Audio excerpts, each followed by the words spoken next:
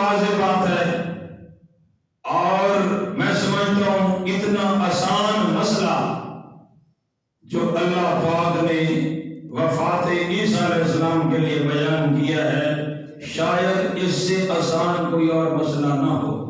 یہ آسان سے آسان مسئلہ ہے، ضد نہ ہو، تعصب نہ ہو، فرقہ واریت کا یہ تعصب نہ ہو، فرقہ واریت اور شخصیت پرستی نہ ہو، جماعت بندی نہ ہو، دھڑا بندی نہ ہو اور فرقہ پرستی نہ ہو۔ بندہ اگر اپنے دل کے پیالے کو صاف کرتے ہوئے، انابت کے ساتھ رجوع اللہ کرتے ہوئے، اللہ کی کتاب کا سچا طالب علم بن کر اس مسئلے کو سمجھے اور اپنے دل کے پیالے کو صاف کرتے ہوئے موندھا نہیں بلکہ سیدھا رکھے، تو یاد رکھو اگر قرآن کو پڑھتا چلا جائے، قرآن کی آیات پر تدبر کرتا چلا جائے، تو یہ مسئلہ بہت ہی آسان ہے۔ اس سے بڑا آسان مسئلہ اور کوئی نہیں ہے، یہ آسان ترین مسئلہ ہے۔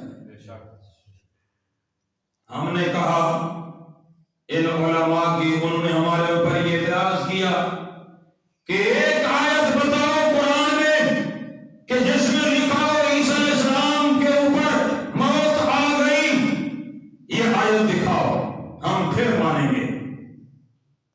ہم نے اس کا جواب کئی مرتبہ ریکارڈ کرایا، اس کا جواب نہیں آیا۔ علماء سے ہم نے بڑے مؤدبانہ انداز سے یہ درخواست کی کہ آپ کی خدمت میں ہماری یہ درخواست ہے، آپ جس چیز کا مطالبہ کر رہے ہیں کہ عیسیٰ علیہ السلام کا نام ہو اور ان کے ساتھ ماضی کے سیغے کے ساتھ وفات اور موت کا ذکر ہے، تب ہم مانیں گے۔ ہم نے کہا ہمارا اس سوال کا پہلا جواب تو یہ ہے کہ بہت سارے انبیاء جو دنیا سے گزر چکے ہیں، ان کے نام کے ساتھ ماضی کے سیغے کے ساتھ کوئی آیت آئی ہے موت کی؟ حضرت آدم علیہ السلام کی موت قرآن میں بیان ہوئی ہے نام کے ساتھ، ماضی کے سیغے کے ساتھ۔ جناب نوح علیہ السلام کی، جناب ابراہیم علیہ السلام کی، جناب داؤد علیہ السلام کی، جناب موسیٰ علیہ السلام کی۔ میرے بھائیوں، ان نبیوں کا میں نے نام لیا ہے، اسماعیل علیہ السلام، اسحاق علیہ السلام۔ ذرا مجھے بتاؤ ان انبیاء کے نام کے ساتھ موت اور ماضی کے سیغے کے ساتھ قرآن میں کوئی آیت ہے؟ جواب ہوگا نہیں ہے آیت۔ جب آیت نہیں ہے تو پھر تمہیں تو چاہیے کہ تمہیں ان کی حیات کے قائل ہو جاؤ کہ جب آیت نہیں ہے تو پھر مانو آدم علیہ السلام بھی زندہ، پھر مانو ابراہیم علیہ السلام بھی زندہ، پھر مانو نوح علیہ السلام بھی زندہ، پھر مانو حضرت داؤد علیہ السلام بھی زندہ، پھر مانو حضرت ادریس علیہ السلام بھی زندہ، پھر مانو حضرت ہود علیہ السلام بھی زندہ، پھر مانو حضرت صالح علیہ السلام بھی زندہ، پھر سارے انبیاء کو اسی جسم کے ساتھ زندہ مانو، کیونکہ ان نبیوں کے ساتھ موت کا کوئی صیغہ لفظ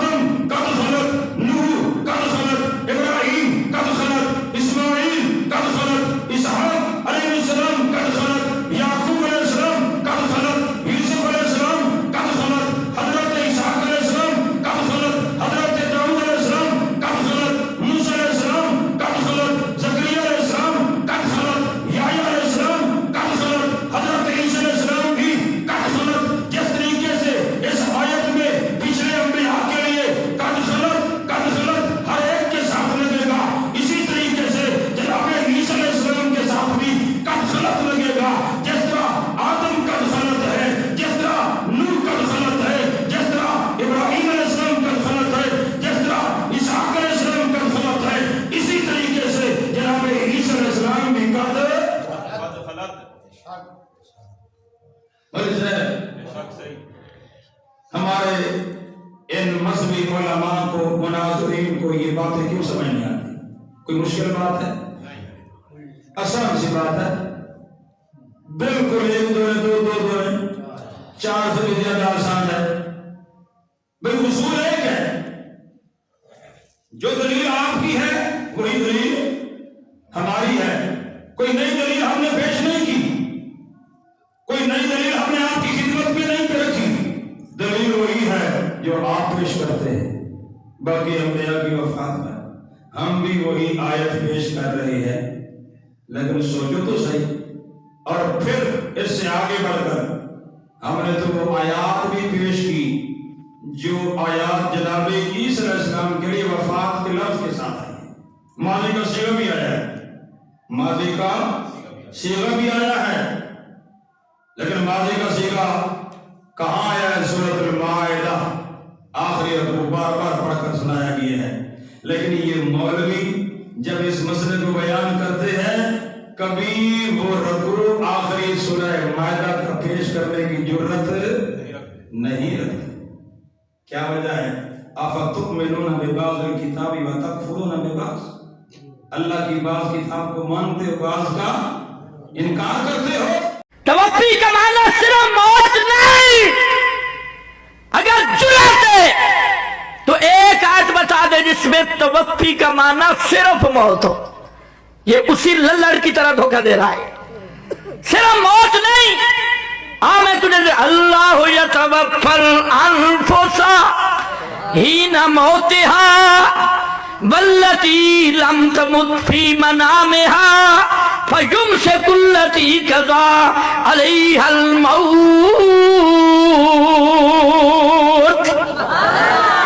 اللہ یتوفی الانفس حین موتها.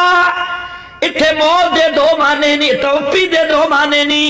یتوفی الانفس، یتوفی الانفس، یہ توفی دا معنی موت بھی، توفی دا معنی نوم اور نیندر بھی.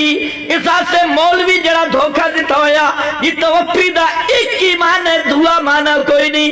اس آیت میں دو معنی موجود ہیں، موت والا معنی بھی، نیندر والا معنی بھی. حسر ٹوٹ گیا. تھوڑا ایک تیسرا معنی بھی توفی دا. علماء لغت تو پوچھنا ہی تھا، مفسرین تو پوچھنا ہی تھا.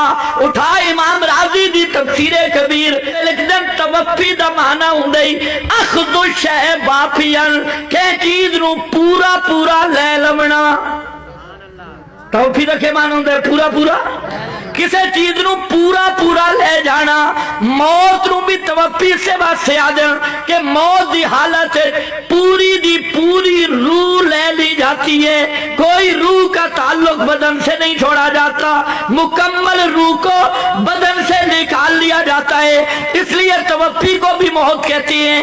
اور نوم نیند پر بھی توفی کا لفظ بولتے ہیں، کیونکہ حالت نوم اور نیند میں ادراک اخذ الادراک واقعاً پورے کا پورا ادراک لے لیا جاتا ہے. کان موجود ہوتے ہیں لیکن حالت نوم میں دنیا کی چیزیں سنتے نہیں، یہ آنکھیں دنیا کی چیزیں دیکھتی نہیں، یہ ناک اسی طرح خرخر کر رہا ہوتا ہے لیکن دنیا کی خوشبو بدبو یہ سونگھ سکتا نہیں، ہاتھ ٹول سکتے نہیں، زبان چکھ سکتی نہیں. یہ ہوتا ہے اخذ الادراک واقعاً، پورے کا پورا ادراک لے لینا.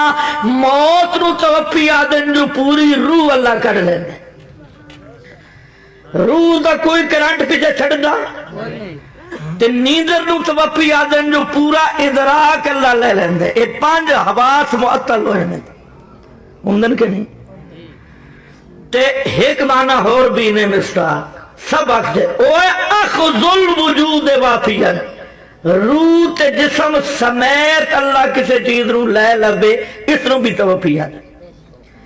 وہ کتے آکھا حضرت عیسیٰ دے بارے انی متوفی کا ورافیوں کا.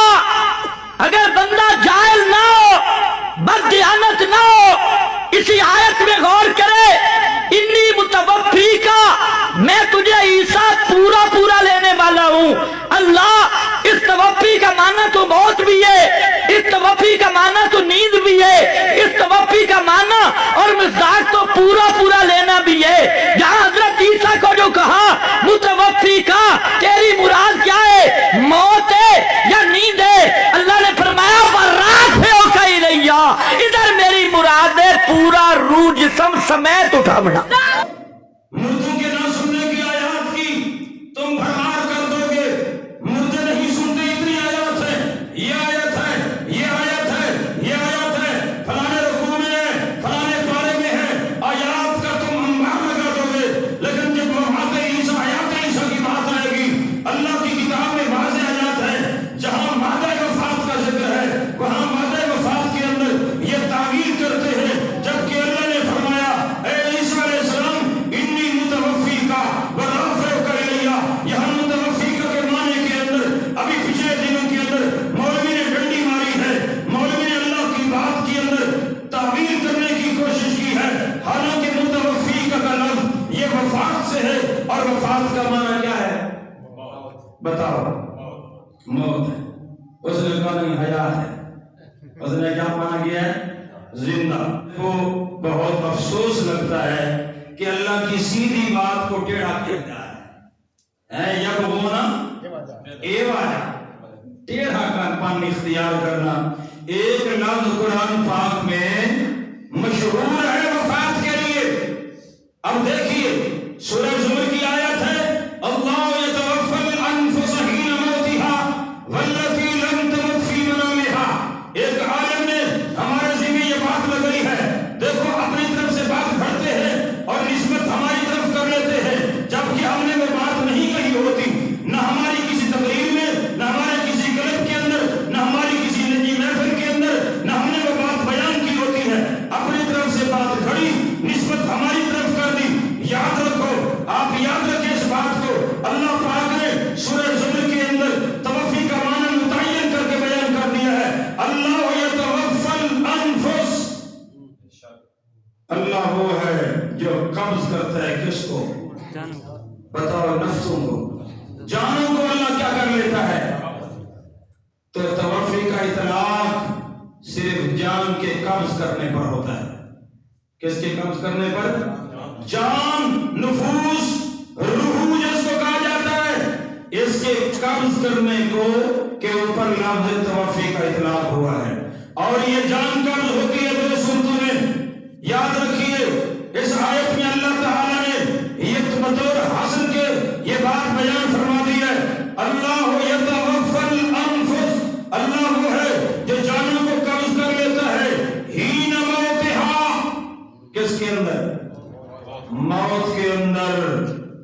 और अल्लाह फरमा रही है मौत में भी जान कब्ज हो जाती है और नींद के अंदर भी। अल्लाह यतवफ़्फ़ल अनफुस हीन मौतिहा वल्लती लम तमुत फी मनामिहा, और उन लोगों के लिए अल्लाह जान कब्जे में ले लेता है जिनके ऊपर मौत नहीं आती, फी मनामिहा, नींद के अंदर।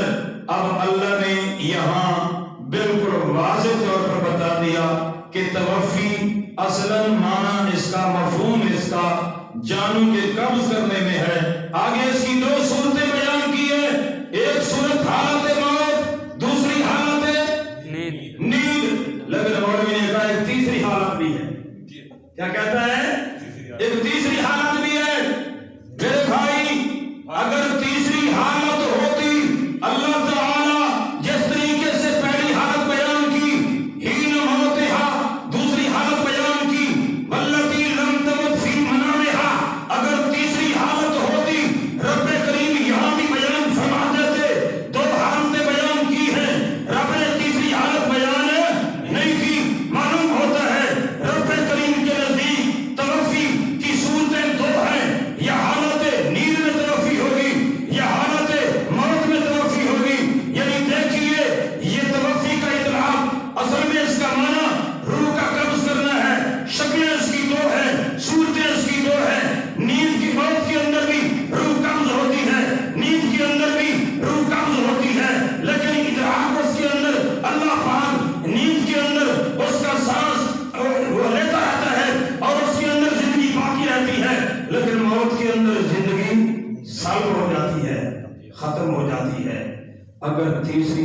کوئی ہوتی تو اللہ یہاں بیان کرتے کہ نہ کرتے؟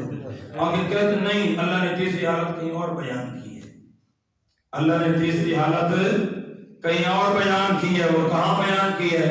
وہ بیان کہ انی متوفیکا ہے، یہ تیسری حالت ہے۔ جی عجیب بات ہے، عجیب بات ہے۔ کیا ہے کہ زندہ جسم سمیت روح سمیت آسمانوں پر اٹھا لینا۔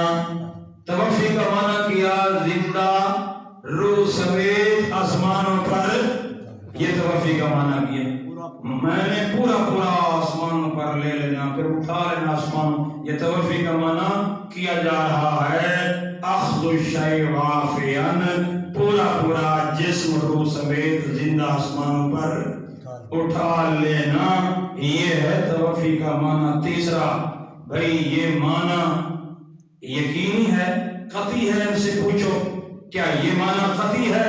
کیا اللہ یہی بیان کرنا چاہتے ہیں؟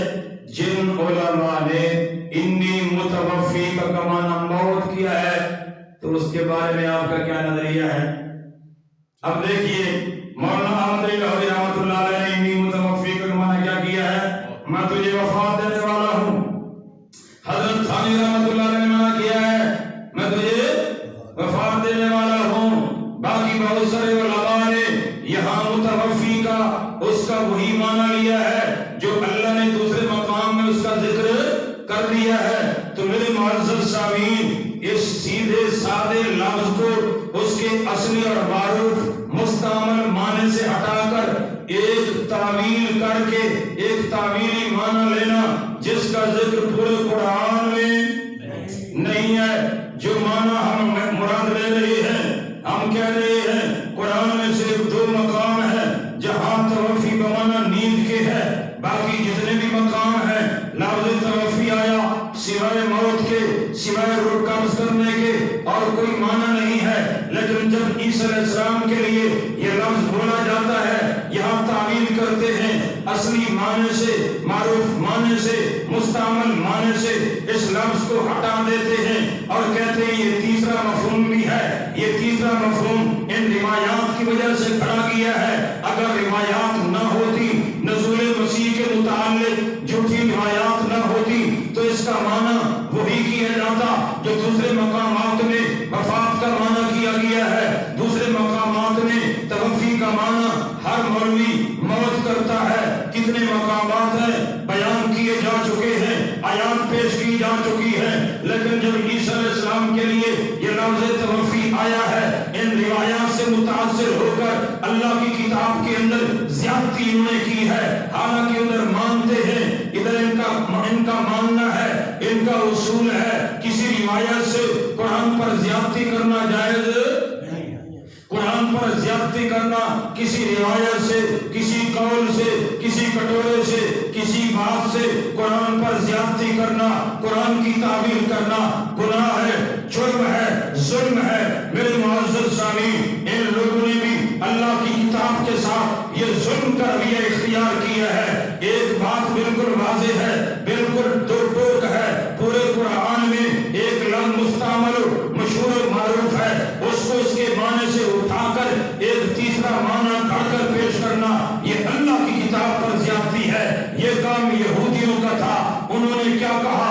اللہ پاک فرماتے ہیں الم یؤخذ علیہم میثاق الکتاب، کیا ہم نے کتاب اللہ کے اندر ان سے یہ عہد نہیں لیا تھا کہ اللہ یقولوا اللہ الا الحق، کہ ہم نے یہ وعدہ لیا تھا، ہم نے یہ عہد لیا تھا کہ اللہ کے ذمے سوائے حق کے کوئی بات نہیں کہنی، اللہ کے ذمے لگانی ہے، حق بات لگانی ہے۔ اب میں پوچھنا چاہتا ہوں توفی کا معنی زندہ آسمان پر اٹھا لینا اللہ کی بات ہے یا اللہ یہ کہنا چاہتے ہیں میں تجھے وفات دینے والا ہوں؟ اب فیصلہ کیجئے رب کی مراد کیا ہے، مالک کی مراد کیا ہے، مالک کا منشا کیا ہے؟ کیا مالک انی متوفی کا کیسے، کیا اللہ یہ کہنا چاہتے ہیں میں زندہ آسمان پر اٹھا لینے والا ہوں، یا اس کا یہ معنی کر رہے ہیں اللہ تعالیٰ یہ مراد اللہ کی کہ میں تجھے وفات دینے والا ہوں؟ ظاہر بات ہے جس طرح اللہ نے دوسرے مقامات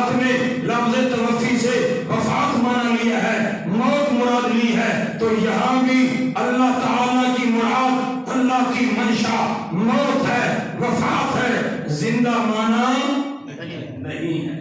بالکل بات ہے نا، قرض ہے، لیکن ان کی زبانیں چپ نہیں ہوتی اور کہتے ہیں آگے کرینہ ہے رافعو کا، رافعو کا، یعنی انہوں نے کہا رافعو کا، یہ رافعو کا بتا رہے متوفی کا معنی موت نہیں ہے۔ اگر رافعو کا بتا رہا ہے کہ متوفی کا معنی موت نہیں ہے تو پھر مجھے بتا جن نے موت مانا کیا ہے ان کو آگے رافعو کا نظر نہیں آیا، ان کو پتہ نہیں آگے رافعو کا کھڑا ہے، لہذا پہلا مانا متوفی کا ہم موت نہ کرے۔ حضرت عبداللہ بن عباس نے مانا موت کیا ہے، ان کو رافعو کا نظر نہیں آیا۔ لاہوری صاحب نے، مولانا احمد علی لاہوری رحمۃ اللہ علیہ موت کا مانا کیا ہے، کیا ان کو آگے رافعو کا نظر نہیں آیا؟ حضرت تھانوی نے موت کا مانا کیا ہے، کیا ان کو آگے رافعو کا نظر نہیں آیا؟ دیگر بہت سارے علماء نے آگے انہوں نے موت کا مانا کیا ہے، وفات کا مانا کیا ہے، کیا ان کو آگے رافعو کا یہ جملہ نظر نہیں آیا؟ سامنے کھڑا ہے، لیکن ان کو پتہ ہے رافعو کا وہ عاطفہ ہے، وہ کیا ہے؟ عاطفہ ہے۔ متوفی کا علیحدہ وعدہ ہے، رافعو کا علیحدہ وعدہ ہے۔ یہ وہ عاطفہ بتا رہی ہے، معطوف علیہ میں مغایرت ہوتی ہے، یہ تکرار والی بات نہیں ہے۔ اللہ نے فرمایا یہ مارنے کے لیے آئے ہوئے ہیں، گھبرائیں نہیں، انی متوفی کا، وفات میں دوں گا، وفات میں دوں گا، ورافعو کا الیہ، اپنی طرف آپ تجھے اٹھا لوں گا۔ اب دیکھو مانا تو ہے متوفی کا کیا؟ موت۔ کیا ہے؟ موت۔ اچھا، بہت سارے بڑے بڑے علماء نے کہا مانا تو موت بنتا ہے، مانا تو موت، لیکن یہ مناظر کیا رہا ہے؟ رافعو کا بتا رہا ہے کہ مانا موت نہیں ہے۔ اللہ اکبر، یعنی مانا ہی بدل دیا، اللہ اس کے معنی کو چینج کر دیا۔ یہ اللہ تعالیٰ کل قیامت کے دن پوچھیں گے کہ ایک لفظ کو میں پورے قرآن کے ورڈ میں نے بیان کیا ہے، جا بجا بیان کیا ہے، آیات تیرے سامنے تھی، بینات تھی، واضح تھی، روشن تھی، ہر جگہ موت کا معنی کرتا کرتا جب اس مقام میں آیا تجھے موت پڑ گئی، موت کا معنی کرتے ہوئے یہاں کیوں تعویل کی تو نے؟ سیدھی بات کو، سیدھے لفظ کو سیدھے طریقے سے ماننے کے لیے تیار کیوں نہیں ہوا؟ تو کہے گا اے اللہ روایتیں تھیں، اللہ تعالیٰ فرمائیں گے روایتیں تو منزل من اللہ نہیں تھی، روایتیں تو میں نے نازل نہیں کی تھی، روایتیں تو میں نے بیان نہیں کی تھی، یہ تو وحی نہیں تھی، وہی تو تیرے سامنے قرآن تھا، بیان تو تیرے سامنے قرآن تھا۔ میں نے سورہ زمر میں توفی کے معنی بھی متعین کر دیے تھے، پھر بھی تجھے بات سمجھ میں نہیں آئی، پھر بھی اپنی ضد پر اڑا رہا، اپنی اس ضلالت پر اڑا رہا۔ کیا وجہ ہے؟ میرے معزز سامعین، سوچنے کا یہ مقام ہے، ہر جگہ موت اور ہر جگہ توفی بمانا حیات کے، حتیٰ کہ بڑے بڑے علماء نے یہ تعویل اور تعویل کی ہے کہ یار مانا تو موت ہی بنتا ہے، مانا تو وفات ہی بنتا ہے، لیکن ہم کیا کریں گے؟ تقدیم و تاخیر کریں گے۔ میں پوچھنا چاہتا ہوں مناظر صاحب سے، علماء کرام سے، کہ اگر اس کا معنی متوفی کا معنی پورا پورا جسم سمیت آسمانوں پر اٹھا لینا ہے تو جو تقدیم و تاخیر کے قائل ہیں آپ ان کے بارے میں کیا کہیں گے؟ تقدیم و تاخیر کے والے کیا کہتے ہیں کہ متوفی کا معنی ہے تو موت، لیکن ہم یوں معنی کریں گے میں پہلے اٹھا لوں گا پھر بعد میں تجھے کیا کروں گا؟ انہوں نے کہا تقدیم تاخیر، آگے والا جملہ پہلے اور پہلے والا جملہ آگے۔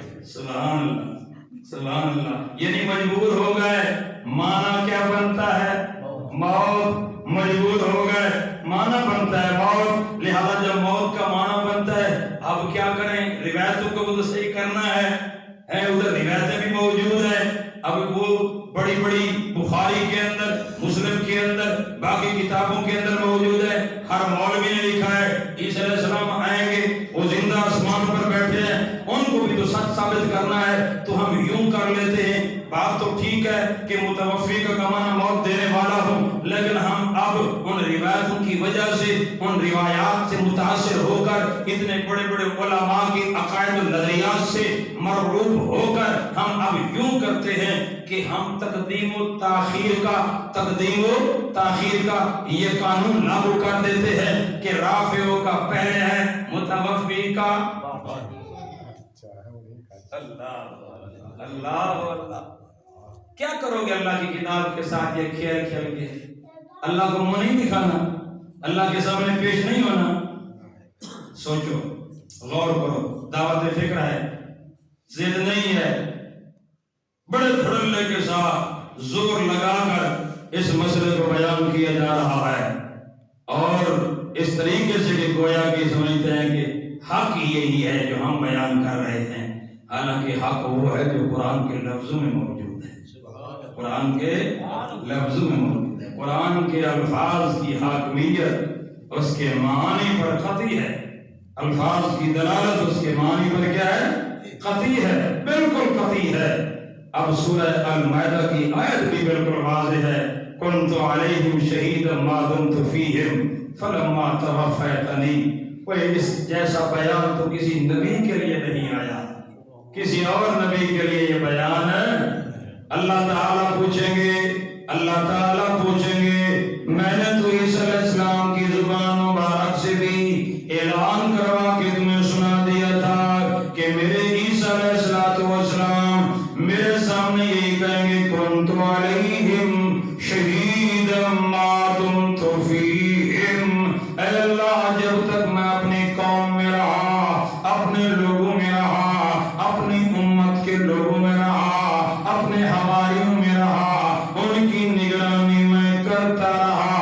فلما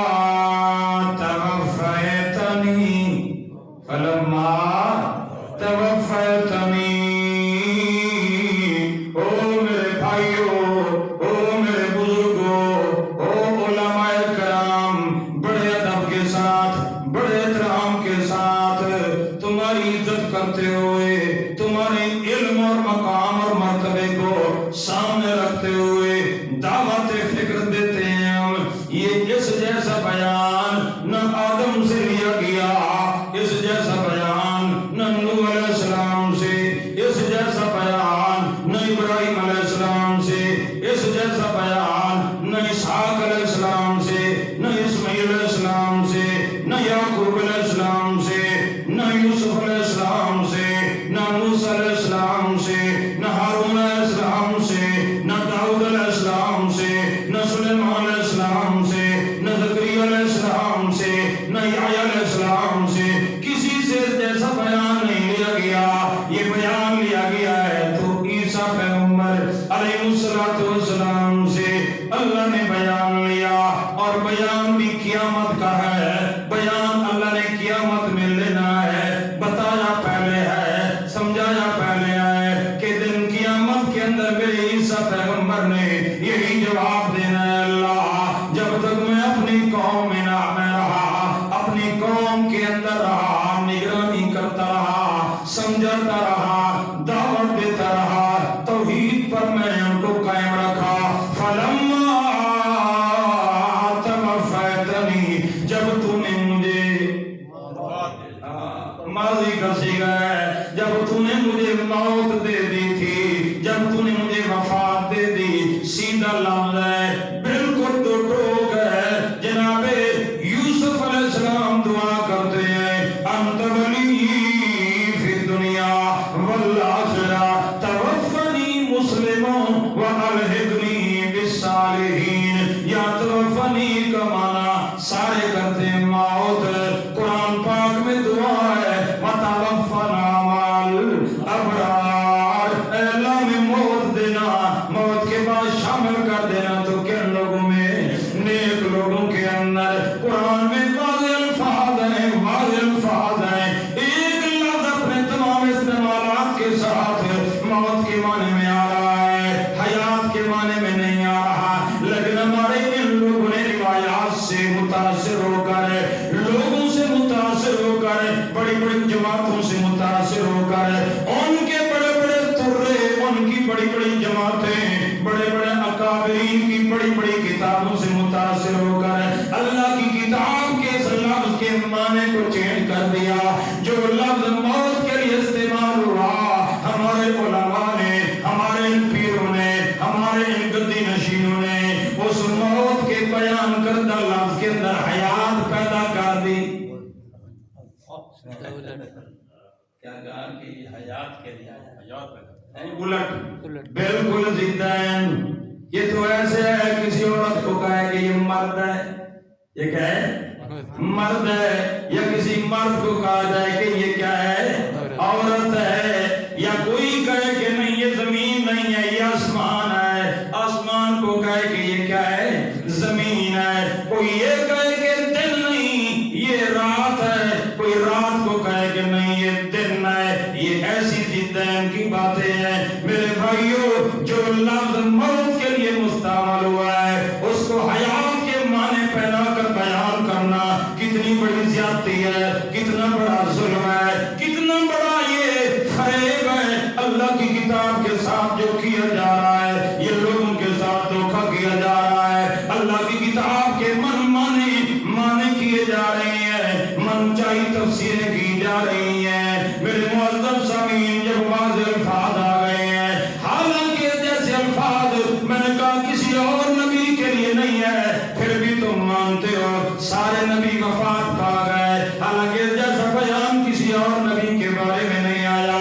جبکہ ان کی وفات کے تم کہہ لو، موت کے تم کہہ لو، تو یہ الفاظ تو جناب عیسیٰ علیہ السلام کے لیے آ گئے ہیں. ان کی وفات کے قائل کیوں نہیں ہوتے؟ وجہ کیا ہے؟ کون سی چیز ہے جو تمہارے درمیان رکاوٹ پیدا کر رہی ہے؟ اکابر رکاوٹ ہے تو اکابر چھڑانے والے نہیں ہیں. پیر رکاوٹ ہے، پیر چھڑانے والے نہیں ہیں. مولوی رکاوٹ ہے، مولوی چھڑانے والے نہیں ہیں. روایات رکاوٹ ہے، روایات رب کی بیان کردہ نہیں، روایات نبی کا فرمان نہیں، روایات راویوں کا یہ قصہ ہے، راویوں کی بیان کردہ ہے.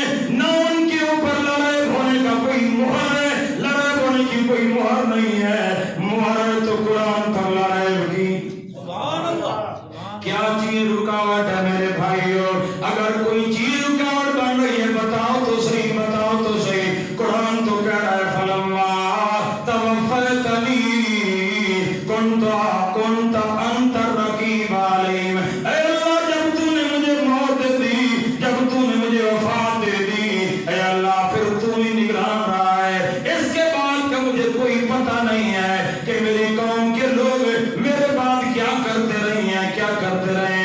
اگر تمہاری بات مان لی جائے، نہیں نہیں نہیں نہیں اس کا معنی زندہ آسمانوں پر اٹھا لینا ہے، پھر وہ آئیں گے. پھر میں آپ سے پوچھنا چاہتا ہوں، وہ آئیں گے، قرآن بھی پڑھیں گے، حدیث بھی پڑھیں گے، عیسائیوں کے کرتوت بھی دیکھیں گے کہ وہ لوگ عیسائی عیسیٰ علیہ السلام کو ابن اللہ کہہ رہے ہیں، ان کی والدہ کو تیسرا الہ بنا بیٹھے ہیں. سب کچھ پڑھیں گے، قرآن کا بیان بھی پڑھیں گے. پھر اللہ کے سامنے کیوں کہہ رہے ہیں اللہ مجھے پتہ ہی نہیں؟ سارے حالات دیکھنے کے باوجود اللہ کے سامنے کہیں گے کون تھا انت رقیبہ. اس کا جواب ان کے پاس ادھر کی ماریں گے، ادھر کی ماریں گے، این بین شائیں کریں گے، لیکن اس کا کوئی حتمی اور یقینی جواب قیامت کی صبح تک نہیں دیں گے.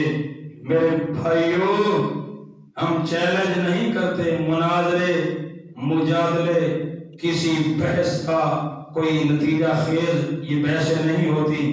مکالمہ مباحثہ اگر تعمیری ہو اور اصلاح کی غرض سے ہو، افہام و تفہیم کی غرض سے ہو، وہ مکالمہ وہ مباحثہ ہونا چاہیے. اس کے لیے ہم ہر جگہ آنے کے لیے بھی کیا ہے؟ تیار ہیں الحمدللہ.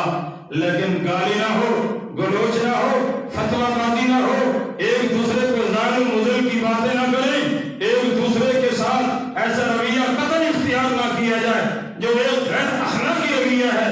اخلاق کے اندر رہتے ہوئے مکالمہ کیا جائے، اخلاق کے اندر رہتے ہوئے مباحثہ کیا جائے، اور وہ مکالمہ، وہ مباحثہ، وہ مذاکرہ افہام تفہیم کی غرض سے ہو. اپنے دل کو صاف کرتے ہوئے اللہ کی کتاب کے سچے طالب علم بن کر ہم قرآن سے مسئلہ پوچھیں، اور پہلے اپنے آپ کو تمام تعصبات سے جاری کر دیں اور ہم یہ تسلیم کریں جو قرآن کہتا چلا جائے گا ہم مانتے چلے جائیں گے. قرآن جو کہتا چلا جائے گا ہم مانتے چلے جائیں گے. لیکن یہ نہیں کہ ہم قرآن کو اپنے پیچھے تابع کریں، اپنے مولویوں کے تابع کریں، یا قرآن کے معنی کو، لفظ کے معنی کو روایات کی وجہ سے چینج کر دیں، بدل دیں. ہم ایسا کرنے والے نہیں ہیں. قرآن ہمارا مطبوع ہے، ہم قرآن کے تابع ہیں. قرآن ہمارا پیشوا ہے، ہم قرآن کے مقتدی ہیں، ہم قرآن کے پیچھے چلنے والے ہیں. قرآن ہمارا امام ہے، قرآن ہمارا پیشوا ہے، قرآن ہمارا یہ آگے چلنے والا رہنما ہے، یہ رہنما ہے. ہمیں جہاں قرآن لے جائے گا ہم وہاں چلے جائیں گے.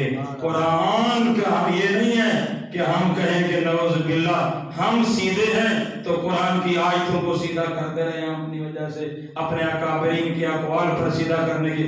نہیں، قرآن میں نے ایک بات بار بار کی ہے، بات ختم کرتا ہوں، ٹائم بہت ہو گئی ہے، آپ سے لے لیا ٹائم.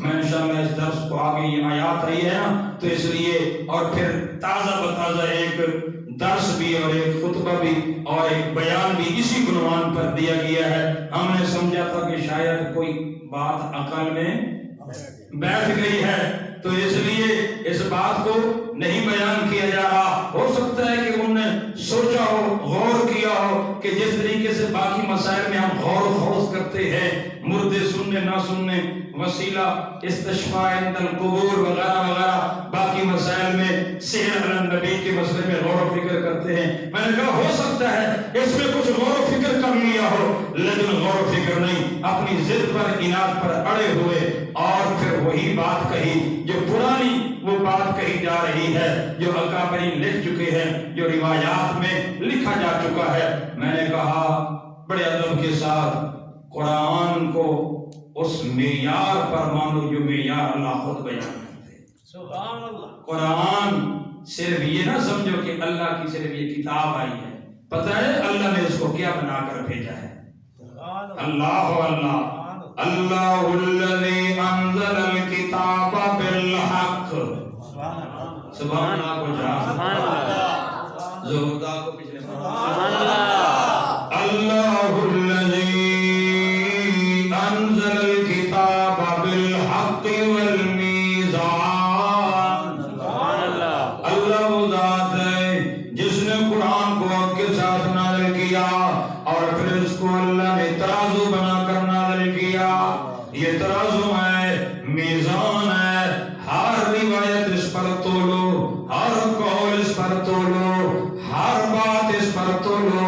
تورات اس پر تولی جائے گی، انجیل آسمانی کتاب اس پر تولی جائے گی، صحائف ابراہیم، صحائف موسیٰ، دیگر انبیاء علیہ السلام کی کتابیں، جتنی بھی سابقہ وحییں آئی ہیں ان کے لیے بھی قرآن میزان ہے، اس پر تولی جائیں گی. جب آسمانی کتابیں قرآن پر تولی جائیں گی، بخاری بھی قرآن پر تولی جائیں گی. زمینی کتابیں سیاستہ ہیں، سیاہ اربع ہیں، شیعوں کی ہیں، سنیوں کی ہیں، پھر جتنی بھی تصانیف مولویوں کی ہیں، سب کو قرآن کی کسوٹی پر پرکھا جائے گا. یہ قرآن میزان ہے. جس کو قرآن کہے کہ حق ہے وہ حق ہے، جس کو قرآن کہے کہ جھوٹ ہے تو وہ جھوٹ ہوگا. قرآن یقیناً یہ میزان ترازو بن کر آیا ہے، اس کے اوپر سارے قول بٹورے کتابیں تولی جائیں گی. یہ نہیں ہے کہ ترازوں کو سیدھا کیا جائے کہ ترازو میں کوئی فرق آ گیا ہے. نہ یہ تیرا میرا ترازو بنایا نہیں ہے، یہ اللہ کا نازل کردہ ترازو ہے. اس میں ذرہ برابر بھی عیب نہیں آ سکتا. اگر کوئی کمی بیشی ہے تو تیری کتاب کے اندر ہے، مولوی کی کتاب کے اندر ہے. اللہ کی کتاب میں کوئی کمی بیشی نہیں ہے، کوئی ریب و عیب نہیں ہے. لیکن لوگ کیا کرتے ہیں؟ قرآن کہتے ہیں کہ قرآن کے اس ترازوں کو ٹھیک کیا جائے، قرآن کے لفظوں کو نعوذ باللہ اپنی تعویلات کر کے معنی پہنانے لگ جاتے ہیں. وہ کیسے تم نے قرآن کو میزان بنایا؟ تم نے قرآن والے میزان کو ٹیڑھا سمجھا. نعوذ باللہ نعوذ باللہ. تم نے کہا ہمارے بزرگوں کی باتیں ٹھیک ہے، قرآن نے یہ توفیق کا معنی کیا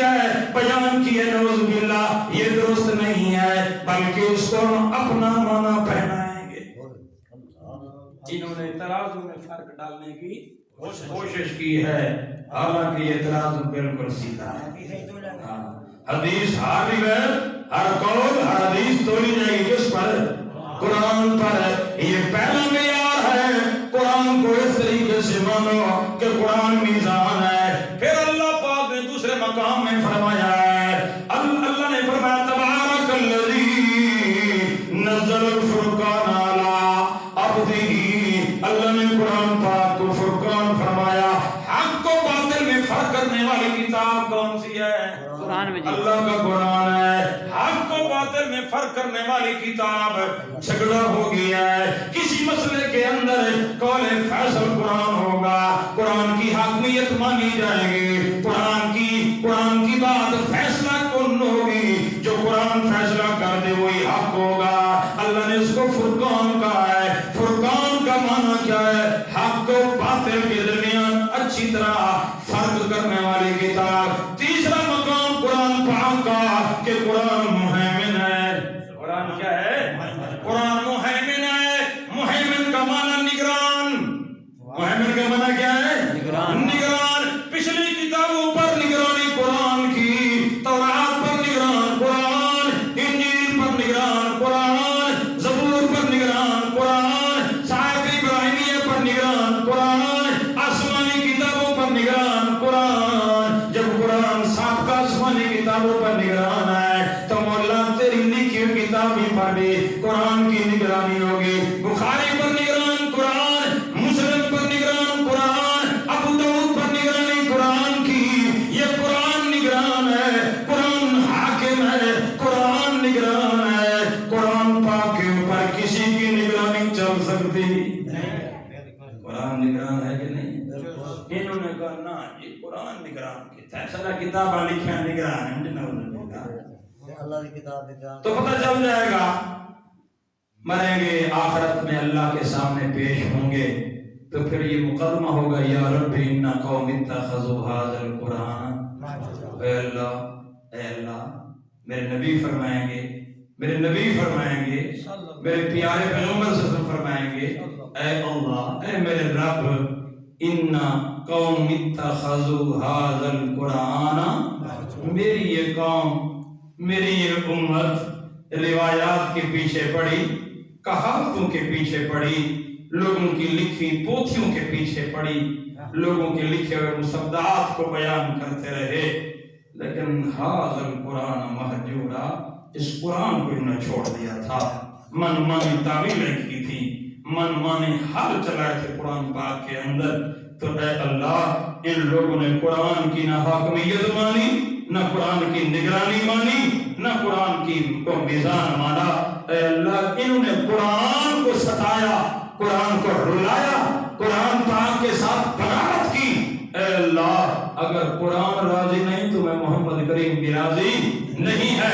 جب قرآن راضی نہیں، نبی راضی نہیں، رب کریم بھی راضی نہیں ہے۔